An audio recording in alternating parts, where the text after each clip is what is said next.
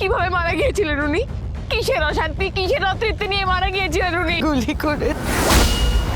যাস না, তুই যাস না আমাকে ছেড়ে। আমি আর পারবো না, আর সহ্য করতে আমি পারবো না। শান্ত হন মা, শান্ত হন। আমি অপর্ণা মা, আমি রাজনন্দিনী নই। তা তুই সে কেন বুঝতে পারছিস না? তুই, তোদের মধ্যে এত মিল, তুই সে কেন বুঝতে? হয়তো হয়তো আমাদের মধ্যে বেশ খানিক মিল আছে, কিন্তু মা আপনি যেটা বলছেন সেটা তো সম্ভব নয়। না রে, জানিস তো সবকিছুর একটা কার্যকারণ থাকে। তুই নিজেই ভেবে দেখ না, ভেবে দেখ কেন সে তোকে বারবার দেখা দিচ্ছে, কেন সে বারবার প্রকট হচ্ছে।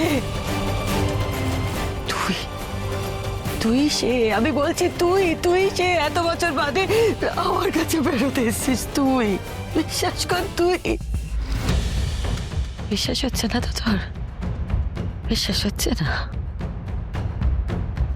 আমি জানি বিশ্বাস করা কঠিন, আমি জানি, কিন্তু আমি তো মা, তো আমি বুঝতে পারছি। কারণ আমি আমার মেয়েকে জানি, আমি আমার মেয়েকে চিনি। কি হয়েছিল মা? সে কিভাবে মারা গিয়েছিল? কেন তার মৃত্যুর সাথে বারবার হাটু স্যারের নাম উঠে আসে? ভুল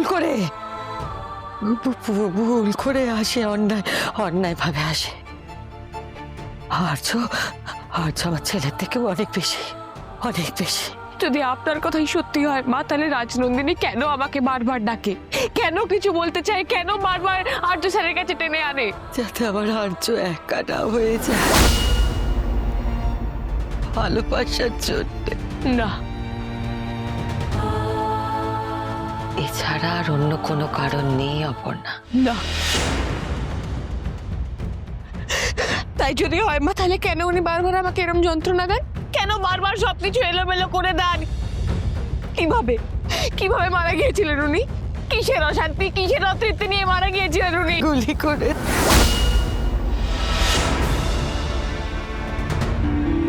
আপনার মেয়েকে কেউ গুলি করে মেরে ফেললো, আপনি জানেন না কে? আপনি খোঁজ নিলেন না কে? কেন মা, কেন?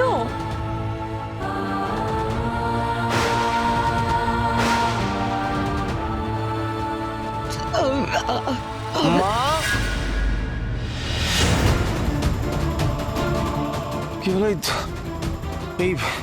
এই দরজা খোলা কেন? এই দরজা খোলা কেন? কে খুলেছে এই দরজা? কে খুলেছে এই দরজা? আমি বলো। দিদি চলো, কেন এই দরজা খুলেছে? তুমি চলো এখান থেকে, চলো। চলো